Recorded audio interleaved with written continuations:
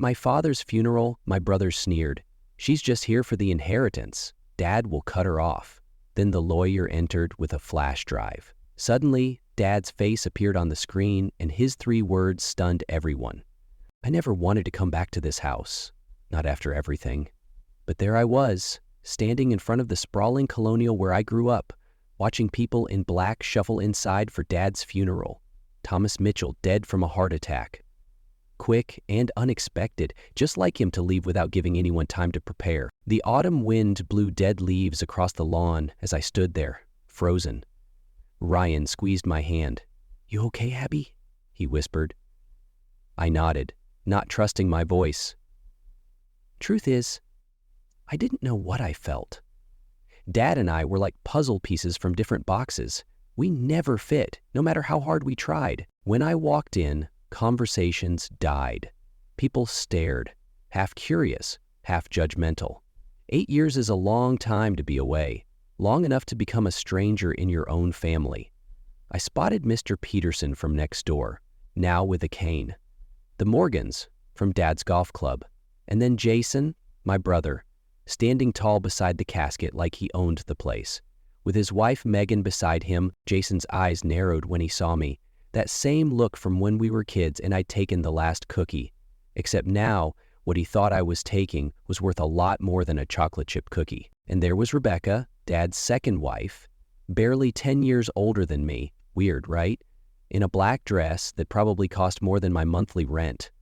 She was talking to Patricia, Dad's longtime assistant. Rebecca caught my eye and gave me that fake smile that never reached her eyes. We were more like awkward roommates during my last year of high school before I escaped to college. I moved through the room like a ghost, accepting empty condolences. Your father was so proud, they'd say, though none could mention a single thing he'd ever said about me. How could he be proud when he never visited me in Seattle, never met my friends? The last real conversation we had was that huge fight when I told him I was moving west instead of joining the family business. "You're throwing away everything I built for you," he'd shouted. I remember thinking, "You never built anything for me. It was always for yourself." The service was starting when Patricia approached me, eyes red but posture straight as ever. "He asked about you," she said quietly. "All the time." Before I could ask what she meant, Jason appeared at my side. "Surprised you could make it," he said under his breath. "Must have been a long flight from Seattle." "Wouldn't have bothered if I were you." The message was clear. You don't belong here anymore. This is my territory now. After the service, which passed in a blur of hymns and strangers describing a Thomas Mitchell I barely recognized, everyone moved to the reception.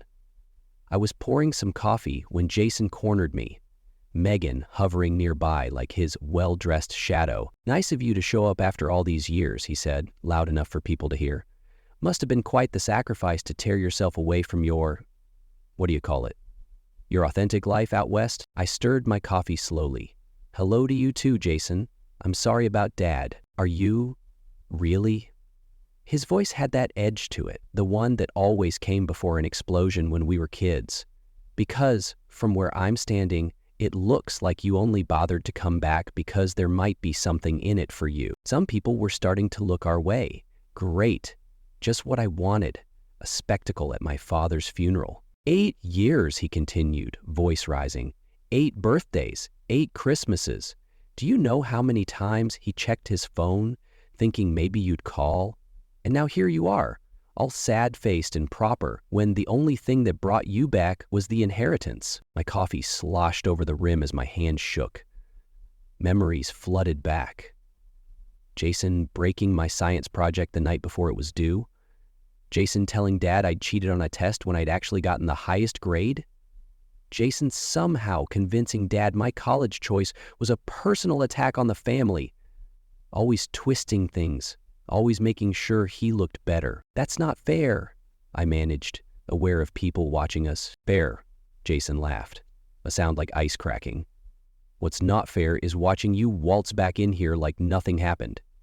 Do you even know what Dad went through these last few years? The health scares, the business challenges? No, because you were too busy finding yourself, to pick up a phone. Megan touched his arm, whispering, "Not here," but he shook her off. Then it happened. Jason's face twisted into something ugly as he looked me right in the eyes and announced, loud enough for half the room to hear, "She's just here for the inheritance. Dad will cut her off. He told me as much last month." The room went dead silent. Patricia froze across the room. Rebecca's eyebrows shot up. Even Megan looked shocked at her husband's outburst. My face burned. 8 years of carefully built independence crumbled in that moment. I wasn't here for money. Hadn't even thought about an inheritance. I came because, despite everything, Thomas Mitchell was still my father. But now everyone was looking at me like I was exactly what Jason claimed, a vulture circling for scraps. "Jason," Patricia's voice cut through the silence, "your father would be ashamed of this behavior." "You don't know everything, Patricia." Jason snapped back, but something flickered in his eyes. Uncertainty, maybe fear? He straightened his tie. "The lawyer will be here soon. I guess we'll all see exactly what Dad thought, won't we?" The awkward tension hung in the air like smoke. I retreated to a corner with Ryan, who looked ready to hunt down my brother. "Don't," I said, touching his arm. "It's exactly what he wants. To make a scene, prove I don't belong." Patricia interrupted us, walking over with purpose. "Abby, the lawyer's here. Mr. Caldwell wants to speak with the family before reading the will." "Already?" I checked my watch. "I thought that usually happens days after." "Your father was very specific about the timing," Patricia explained. "He wanted the will read immediately following the service. That was weird, even for Dad. He'd always been dramatic in business, but I never expected it with funeral arrangements." Dad's office still smelled like him, leather books, expensive cologne, and those mint candies he kept in his desk. Jason and Rebecca were already there, not looking at me when I walked in. Mr. Caldwell stood behind Dad's desk with a laptop connected to a projector. Next to it was a small black case with what looked like a flash drive. This setup seemed more like a business presentation than a will reading. "As Thomas's attorney, I'm following his explicit instructions," Mr. Caldwell explained. "Before I proceed with the formal will, he asked that I play a video message for his family." "A video?" Jason frowned. "Dad hated being on camera. Nevertheless," Mr. Caldwell replied, "these were his wishes." As he prepared the video, I noticed Jason's confidence faltering. He kept glancing between the lawyer and Rebecca, who was sitting unnaturally still, knuckles white as she gripped her purse. "Before I play this," Mr. Caldwell said, "Thomas wanted me to emphasize that what you're about to see and hear is legally binding, as an addendum to his formal will." He looked at each of us, his gaze lingering on Jason just a bit longer than the rest. The room darkened. My heart pounded as the screen suddenly filled with Dad's image. Thinner than I remembered, but his silver hair neatly combed, his posture perfect despite looking tired. The timestamp showed the video was recorded just 3 weeks before. "If you're watching this," he began, "then I've finally run out of time. I hate these melodramatic gestures, but circumstances have forced my hand." That wry smile I remembered so well. For once, I couldn't trust paper and signatures to convey what needs to be said. I glanced at Jason. His expression had changed from smug to alarmed. Rebecca sat perfectly still, her eyes never leaving the screen. "I've spent my life building things," Dad continued. "Companies, relationships, a legacy. I've also made mistakes, grievous ones that I've only recently begun to understand. One of those mistakes was letting certain people convince me of things that weren't true." The air in the room grew heavier. On screen, Dad straightened a folder, a nervous habit I'd forgotten he had. "For years, I've been receiving anonymous information about activities within my family and business. At first, I dismissed these as attempts to create discord, but as I faced my mortality, I hired a private investigator to verify these claims." Jason shifted uncomfortably, exchanging a quick glance with Rebecca. "What I discovered has changed everything I thought I knew about the people closest to me, particularly about my daughter Abigail." My name in his mouth after so many years of silence made me flinch. What could he possibly have learned about me? "For 8 years, I believed that Abigail had cut me out of her life entirely," Dad continued, his voice taking on a vulnerability I rarely heard. "I was told she wanted nothing to do with our family, that she rejected every attempt at reconciliation. I was shown returned letters, told of declined phone calls. Wait, what? What return letters? What phone calls? I'd never received anything from him after I left. The few times I'd called on holidays that first year, Jason or Rebecca always said Dad was unavailable. About the truth, Dad said, leaning closer to the camera, is that there were no attempts at reconciliation. At least, none that ever reached her. I turned to look at Jason, whose face had drained of color. Rebecca had stopped breathing. My investigator uncovered quite the paper trail, Dad continued. Intercepted letters, messages never delivered. Quite elaborate, really. The lengths some people went to keep my daughter and me estranged. The room seemed to tilt sideways. All these years, I'd believed Dad had written me off, had been too proud or angry to reach out. I'd built walls around that pain. And now, from beyond the grave, he was telling me it had all been based on a lie. Let's start with you, Jason. Dad's voice became clinical. My son, my heir apparent, the one who stayed, who showed such dedication to the family business. I always wondered why Mitchell Enterprises' Southeast Asia expansion failed so spectacularly 3 years ago. The numbers never added up. My investigator found that $2 million were diverted through shell companies, ultimately controlled by you. Money that was supposed to secure our manufacturing contracts. Jason's face twisted. That's a lie. I can explain. Pause it. Rebecca snapped at Mr. Caldwell, who shook his head. I'm afraid Mr. Mitchell was explicit. The video must play uninterrupted. I have all the documentation, Dad continued, as if he'd expected the interruption. But what truly disappointed me wasn't the financial deception. It was discovering how you'd systematically worked to isolate me from your sister. All those years I thought Dad was ignoring me. It had been Jason intercepting our communications? You told me Abby refused my invitations. You showed me returned birthday checks with "no thanks" written across them. You even hired someone to call me, pretending to be from Abby's design firm, saying I was being told to stop contacting her workplace. Each revelation felt like another brick crumbling in the wall around my heart. I remembered those birthdays, waiting for some acknowledgement, the Christmases checking my phone, wondering if today might be the day he'd reach out. And Rebecca, Dad shifted his attention, my second wife, the woman who promised to bring happiness back into my life. Rebecca's composed face began to crack. I knew our age difference raised eyebrows. I told myself it didn't matter, that you loved me for who I was, not my money. Dad's bitter laugh held no humor. My investigator found your emails to your sister. Just another year or two, you wrote. The old man won't last much longer, and half of everything will be mine. Rebecca gasped. Thomas, you can't possibly. The prenup you signed has a moral conduct clause, Dad continued.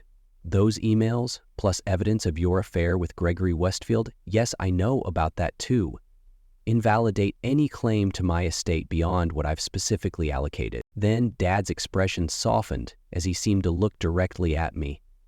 And Abby, my daughter. The truth is, I've followed your career from a distance. That graphics award you won 2 years ago? I was there, in the back of the room. I saw how your face lit up when they called your name. I wanted to approach you afterward, but I was a coward. Tears burned in my eyes. I remembered that night, scanning the crowd, wishing against reason that my father might somehow be there.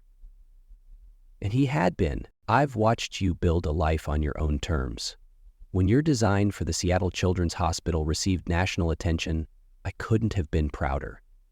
You did exactly what I never had the courage to do. Follow your passion, regardless of expectations. His voice softened. You're more like your mother than I ever acknowledged, and that's the highest compliment I could give. I made many mistakes, Abby. The greatest was letting you believe I didn't care. Nothing could be further from the truth. Dad straightened in his chair. Now, as for Grace, your mother, she didn't abandon this family as I allowed everyone to believe. I drove her away, then used my influence to limit her access to you children during the divorce. Another regret I carry to my grave. I couldn't breathe. The story of my mother's desertion had shaped my entire adolescence. Jason and I had comforted each other through that abandonment, before competition drove us apart. Had that been another lie? Now we come to my estate, Dad continued. I've built considerable wealth. The Mitchell name opens doors, commands respect, but a name is just letters unless it stands for something. And I've realized, too late perhaps, what I want the Mitchell name to stand for. Jason's knuckles were white. Rebecca's breathing was shallow and rapid. Throughout my life, I've demanded loyalty, precision, excellence in business. But in my personal life, I allowed deception to flourish under my own roof. I rewarded those who told me what I wanted to hear, rather than what I needed to know. Dad's gaze seemed to pierce through the screen, looking at each of us. The ends today. With my death comes a new Mitchell family legacy, one built on 3 words that will guide how my estate is distributed. The room collectively held its breath. Truth before blood. 3 simple words that hit like thunder. Jason flinched. Rebecca's carefully applied makeup couldn't become. Truth before blood, Dad repeated. Family isn't just DNA or legal documents. Family is earned through honesty, support, and genuine love. Not manipulation, deception, or convenience. Jason suddenly shot to his feet. This is ridiculous. He was manipulated. Someone got to him when he was sick, filled his head with lies. He turned to Mr. Caldwell. I'll contest this. Your father anticipated that response, Mr. Caldwell replied calmly. That's why he had this video notarized and witnessed by 3 independent parties. Contest it if you wish, but that will trigger the release of all evidence to the authorities, including the SEC. Jason sank back into his chair. Jason, you'll receive a trust fund of $1 million with conditions, Dad explained. The full amount will be released only after you've repaid the $2 million you diverted from Mitchell Enterprises and completed 1 year of community service with the Business Ethics Committee at State University. $1 million, but the company, the house? You will not inherit Mitchell Enterprises or any controlling interest in it, Dad continued. The company will be restructured with a board selected by Mr. Caldwell. Rebecca shifted uncomfortably as Dad turned to her. Rebecca, you'll receive a one-time settlement of $500,000. You must vacate the family home within 30 days with no further claims on any Mitchell assets. $500,000? That's nothing compared to what you expected? Yes, I imagine it is, Dad interrupted, as if he could hear her protest from beyond the grave. Abigail, Dad said, his voice warming, you'll inherit 30% ownership in Mitchell Enterprises, with a seat on the new board if you choose to accept it. Additionally, you'll receive the summer cottage on Lake Champlain, the one place where I believe our family was truly happy together, the lake house. Memories flooded back. Swimming in the cool water, reading on the porch swing, family dinners without business calls interrupting. I've also established the Grace Mitchell Arts Foundation with an endowment of $10 million. As the artistic one in the family, you'll chair this foundation, supporting young artists who, like you, choose passion over convention. Tears spilled down my cheeks. He'd honored not just me, but Mom too, whose name had been erased from our family history. The bulk of my estate, 70% of Mitchell Enterprises, and most of my liquid assets will establish the Mitchell Truth Foundation, dedicated to corporate transparency and ethics education. Patricia Johnson will serve as its first executive director. My investigator also uncovered something else, a regular donation pattern from an anonymous source to the Seattle Children's Hospital Design Initiative over the past 5 years. Donations that coincided exactly with the annual checks I sent to Jason to forward to Abby for her birthday, checks she never received. Jason's face crumpled into shame. It seems that even while believing your sister wanted nothing to do with our family, you couldn't bring yourself to cash her birthday checks. Instead, you donated them to the very organization she was designing for. Perhaps there's hope for you yet, son. When the video ended, the office remained silent except for the cooling fan of the projector. Jason stormed out after a failed attempt to claim Dad had been manipulated.